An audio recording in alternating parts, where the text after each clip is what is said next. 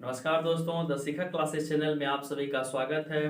दोस्तों, जैसा कि इससे पहले आप जेल वार्डर से संबंधित 19 दिसंबर 2020 को होने वाले जो प्रथम शिफ्ट का यानी कि प्रथम पाली का जो एग्जाम का पेपर था उसको मैथ का एनालिसिस आप लोगों ने देखा।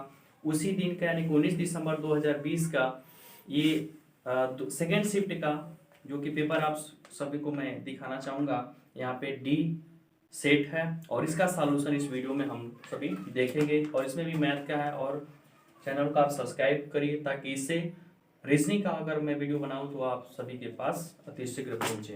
तो देखिएगा इस क्वेश्चन का सॉल्यूशन। एक उम्मीदवार को किसी चुनाव में 57 पैसा वोट मिलता है और वह दूसरे उम्मीदवार को 6524 वोटों से हरा देता है।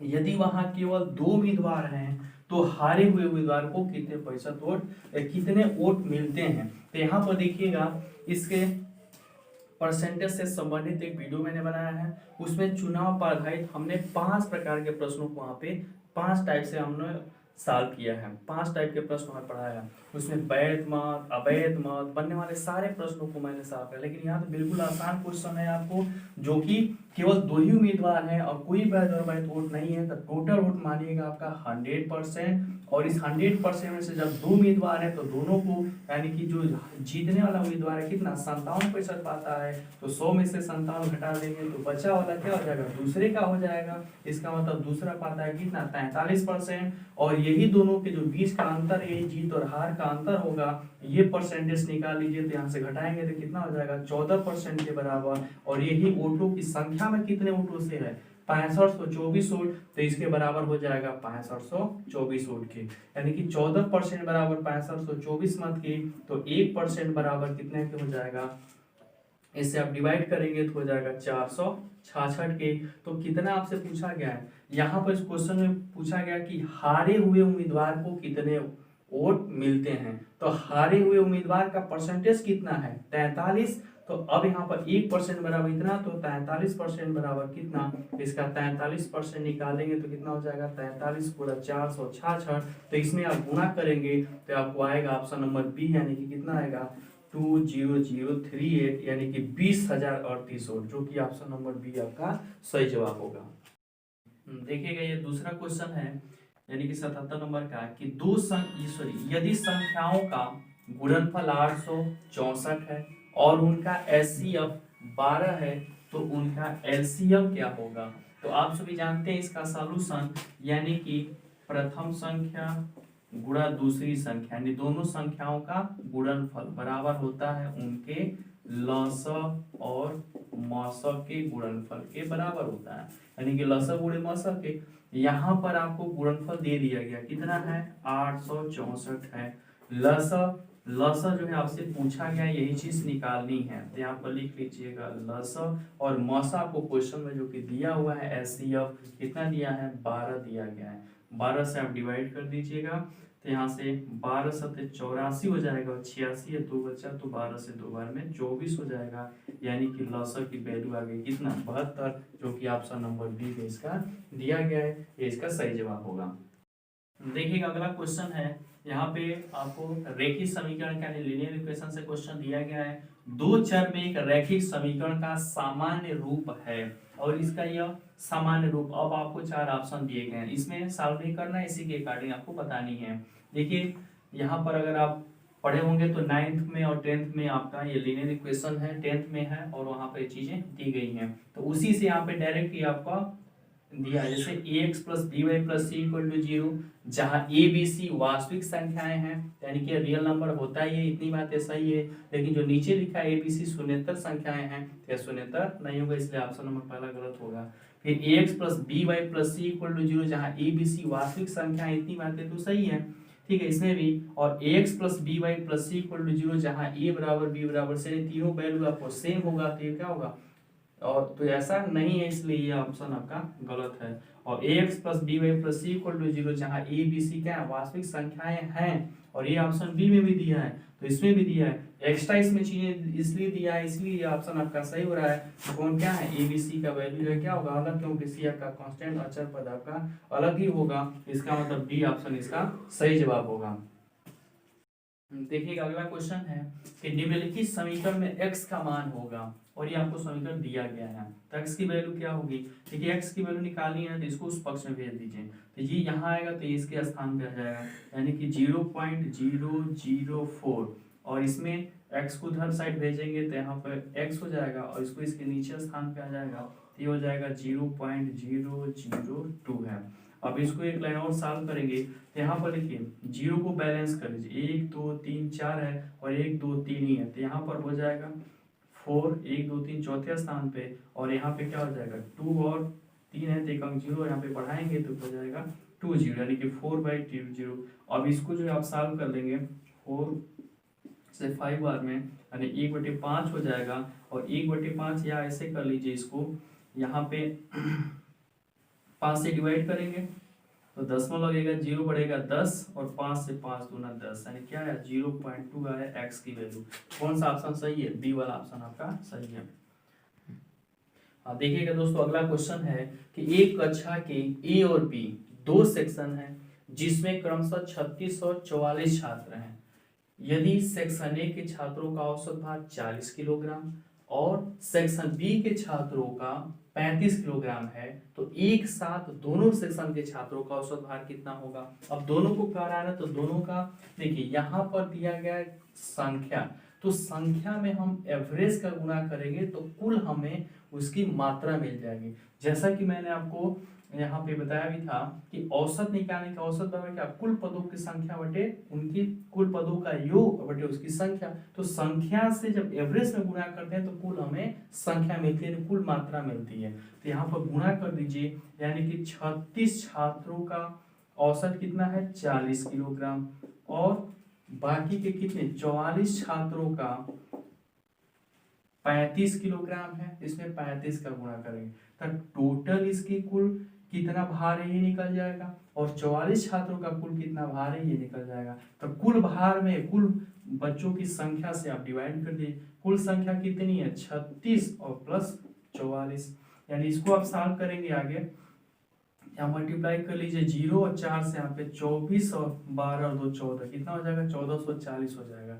और इसको भी आप गुणा करेंगे तो 35 दूना 70 35 चौका 140 जीरो हो जाएगा और यहाँ पे 135 चौका 140 और 14 154 हो जाएगा यानी कि 1540 हो जाएगा और टोटल संख्या 36 और 44 मिल करके कितना हो जाएगा 80।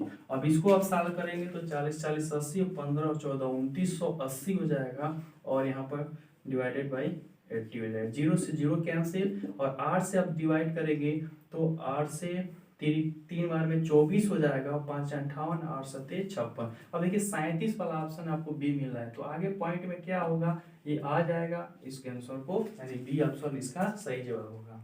देखिएगा दोस्तों ये अगला क्वेश्चन है निम्नलिखित में से कौन सा एक अपरिमेय संख्या है। तो पहले जानिए अपरिमेय होता क्या है। अपरिमेय का मतलब जितनी भी संख्याएं हैं जिसका पूर्ण फैक्टर नहीं होता है, जैसे कि अंडर रूट वाली जितनी संख्याएं होती है उसको बोलते हैं अपरिमेय संख्या। ठीक, तो अब यहाँ पर देखिए इसको हम सॉल्व करें और परिमेय संख्या, तो परिमेय संख्या के बारे में बहुत सारी चीजें आपको पूछी गई थी। परिमेय संख्या हो गया, पाई हो गया, पाई की वैल्यू हो गया, ये परिमेय है कि अपरिमेय है। लेखपाल के इंटरव्यू वगैरह में सारी चीजें पूछी गई थी। यहाँ देखिए नंबर सिस्टम का चैप्टर, यहाँ से आपको चीजें पूछी जाती हैं। तो यहाँ पर चूंकि परिमेय संख्या जैसे कितनी है, जितनी भी गिनती की संख्या होंगी चाहे 1 2 3 सब क्या है परिमेय संख्या है। कुछ नहीं तो इसका डिवाइडेड बाई 1 लिख सकते हैं। परिमेय संख्या इसका मतलब क्या, परिभाषा रूप में किताब में देखा होगा आप लोगों ने, तो लिखा होगा p/q के रूप में लिखा जाए, यानी कि 1 है तो इसको 1/1 लिख सकते हैं, 2 है तो 2/1 लिखेंगे, इसका मान क्या होगा 2 होगा, तो इसको p/q के रूप में कुछ नहीं इसका डिवाइडेड बाई है तो 1 लिख सकते हैं। तो इसलिए सब क्या होंगे परिमेय संख्याएं होंगी। तो इसलिए यहाँ पर देखिएगा इस क्वेश्चन का सॉल्यूशन आपसे क्या पूछा गया है, अपरिमेय संख्या पूछा गया है। और देखिए जीरो के बारे में पूछा है। जीरो क्या है, परिमेय संख्या होता है। उसके बाद से पाई, पाई जो क्या होगा अचर पद हो गया, तो पाई का वो अपरिमेय होता है, लेकिन पाई की जो वैल्यू होती है 22/7 वो क्या होता है परिमेय संख्या होता है। तो इसमें यानी ऐसे समझिए जो अंडर रूट वाली होंगी उनको क्या बनेंगे अपरिमेय। दूसरी चीज ये भी पूछा जाता है कि परिमेय में संख्या में अगर कोई है, कोई अपरिमेय संख्या है, क्या उसमें कोई परिमेय जोड़ेंगे तो परिमेय होगा तो अपरिमेय होगा। तो चाहे अपरिमेय संख्या में कुछ जोड़ा जाए, घटाया जाए, ठीक है, तो वो सारी क्या होंगे, अपरिमेय संख्या हो जाएगा।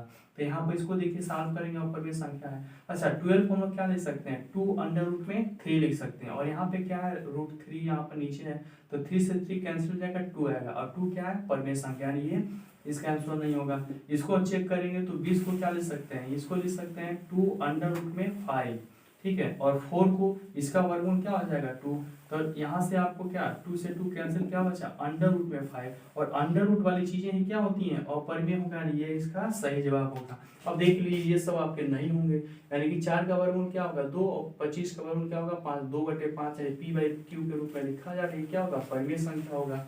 इसको आगे आप सॉल्व करेंगे तो इसको लिख सकते हैं 3 और अंडर रूट में 7, और इसको क्या लिख सकते हैं 2 और अंडर रूट में 7, 7 से 7 कैंसिल, क्या हो जाएगा 3/2, और 3/2 भी क्या है, परिमेय संख्या है, यानी अपरिमेय पूछा है, इसका सही जवाब कौन सा होगा, ऑप्शन नंबर सी इसका सही जवाब होगा। देखिएगा दोस्तों, अगला क्वेश्चन है कि हरि ने वार्षिक ब्याज 10% की दर पर एक निश्चित राशि x का निवेश किया। यदि निवेश साधारण ब्याज देता है, यानी साधारण ब्याज पर निवेश किया गया है, ठीक है, और 4 साल के अंत में प्राप्त कुल राशि 21,000 रुपए है, तो x का मूल्य क्या होगा, यानी कि जो मूलधन लगाया गया था, निवेश की गई राशि, वो क्या है, वही मूलधन आपसे पूछा गया है। अब देखिए यहाँ पर चूंकि क्या दिया गया है, प्राप्त कुल राशि, यानी कुल राशि का मतलब होता है मिश्रधन, जहाँ पे कुल राशि दिया गया इसका मतलब होता है मिश्रधन, और मिश्रधन में कुल राशि में क्या क्या होता है, इसमें होता है मूलधन, प्रिंसिपल वैल्यू p, और प्लस उस पर मिलने वाला ब्याज, दोनों जो है इंक्लूड होता है इस मिश्रधन में।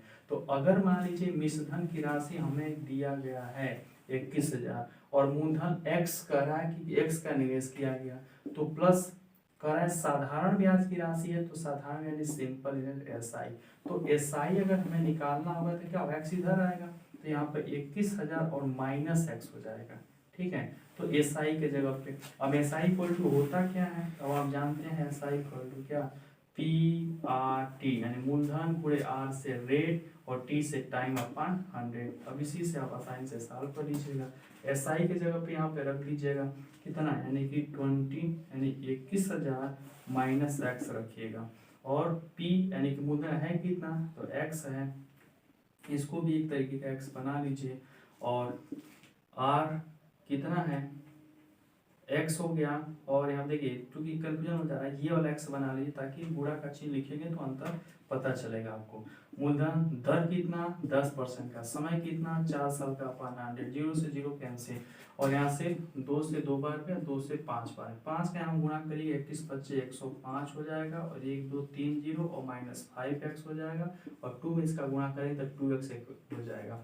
अब यहाँ पे देखिए इसको इधर भेजिए तो क्या हो जाएगा 7x, यानी कि ये हो जाएगा 105,133, यानी कि 3 0 ये हो जाएगा, और 5 और 2 मिलकर कितना हो जाएगा 7x हो जाएगा, तो x की वैल्यू 7 से भाग दीजिएगा, यानी देखिए 15 7 105 होता है, और 3 0 यानी x की वैल्यू कितनी आ गई 15,000, यानी कौन सा ऑप्शन डी ऑप्शन सही होगा।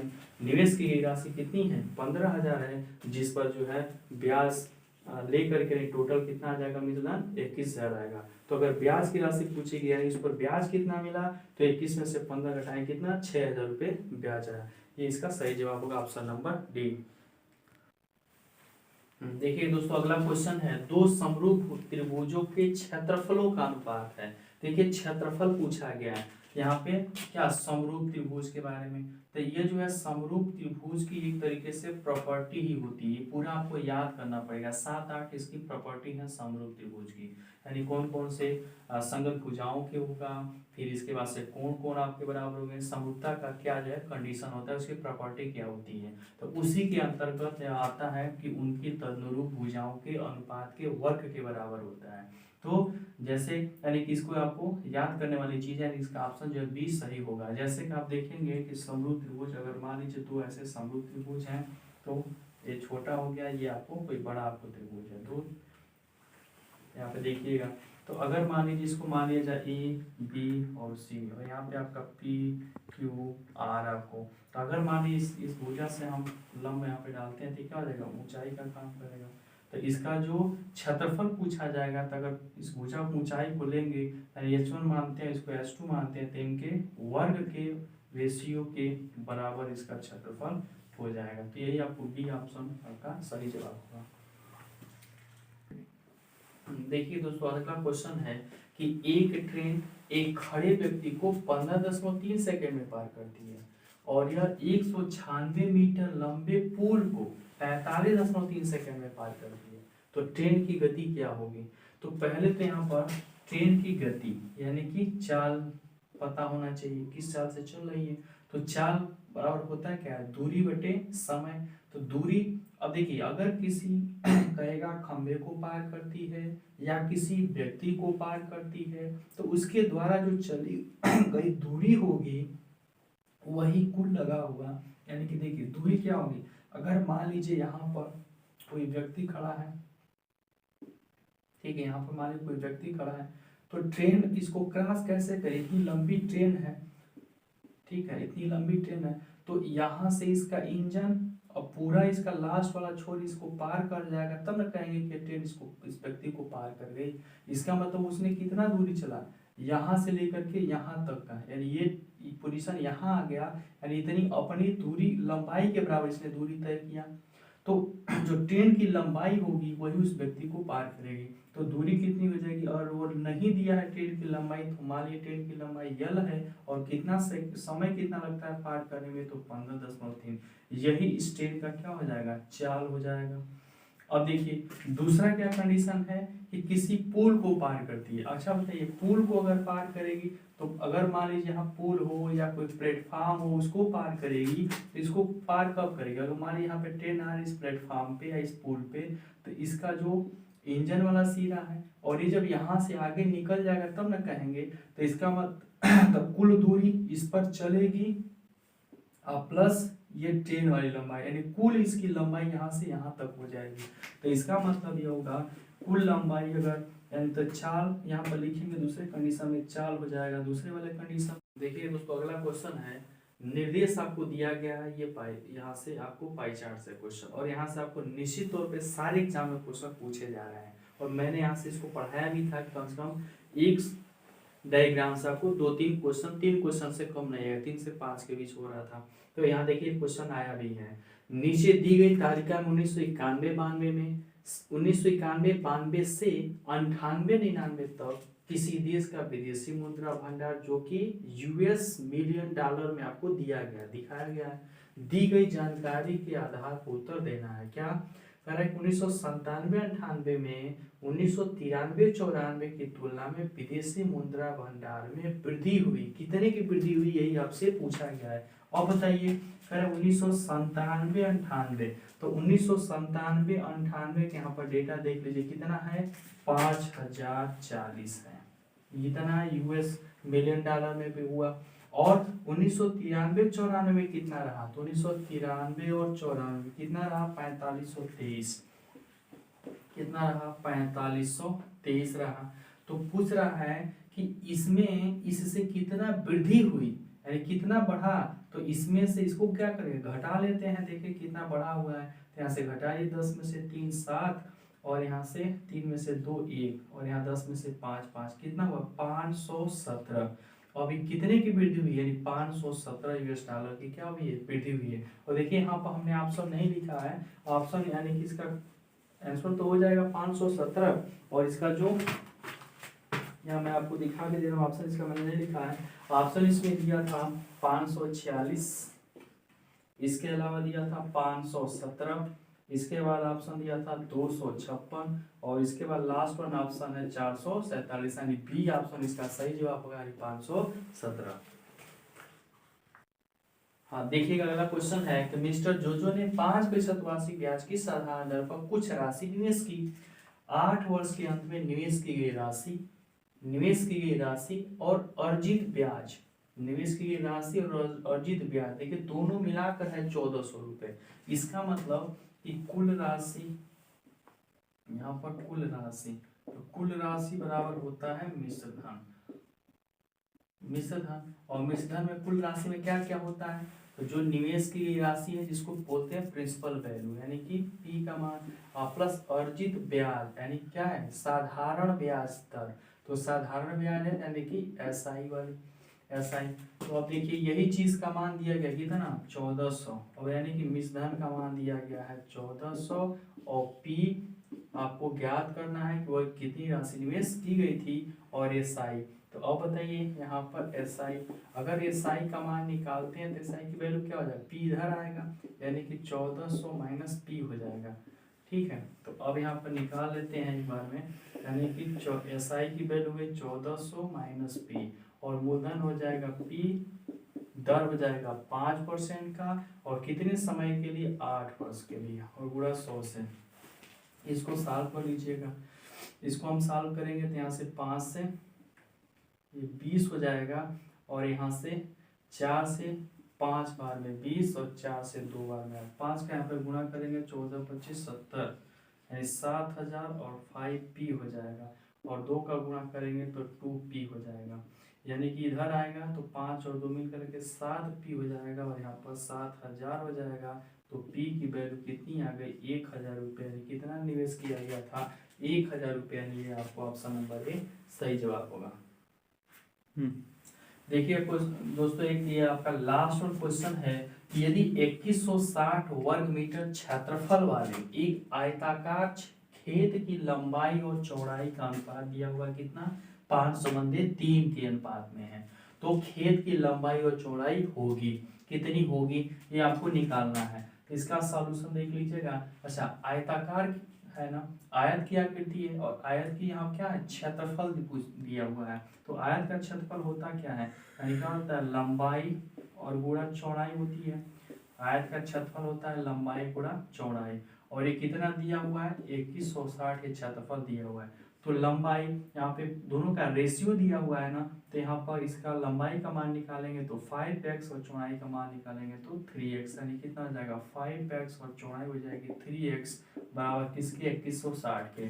5 से डिवाइड करिए, 5 चौका 20 होगा, 5 या का 15, 5 10 कितना 432 बार में कटेगा। 3 से डिवाइड करेंगे तो 3 एकम 3, 3 चौका 12, 3 144 आएगा। यानी देखिए यहाँ पर एक्स स्क्वायर की वैल्यू 144, तो एक्स की वैल्यू कितना वर्गमूल निकालेंगे 12 हो जाएगा। जब एक्स की वैल्यू 12 आए तो यहाँ पे लंबाई में गुणा करेंगे तो 12 पंजे एल का मान हो जाएगा 60, और 12 से 3 में गुणा करेंगे तो यहाँ पे चौड़ाई की ब्रेथ बी का मान हो जाएगा 12 36, यानी कौन सा ऑप्शन आया ए ऑप्शन इसका सही जवाब है। तो दोस्तों इस प्रकार ने आपने जितना भी क्वेश्चन दिया था इसका पूरा सॉल्यूशन मैंने देने का प्रयास किया। रीजनिंग का भी इसी प्रकार से आपको वीडियो मिलेगा। तो इसी प्रकार से और भी आने वाले जो महत्वपूर्ण प्रश्नों का कलेक्शन है मैं आप तक पहुंचाने का प्रयास करूंगा। तो आपसे ये रिक्वेस्ट है कि आप कुछ मेरे बड़े भाई भी इसको देख रहे होंगे और कुछ मेरे छोटे भाई भी इसको देख रहे होंगे, तो आप सभी से निवेदन है कि आप मेरे इस चैनल को सब्सक्राइब करिए ताकि इस प्रकार के क्वेश्चनों का कलेक्शन आप तक अति शीघ्र पहुंचे। ध्यान देखने के लिए आप सभी का धन्यवाद।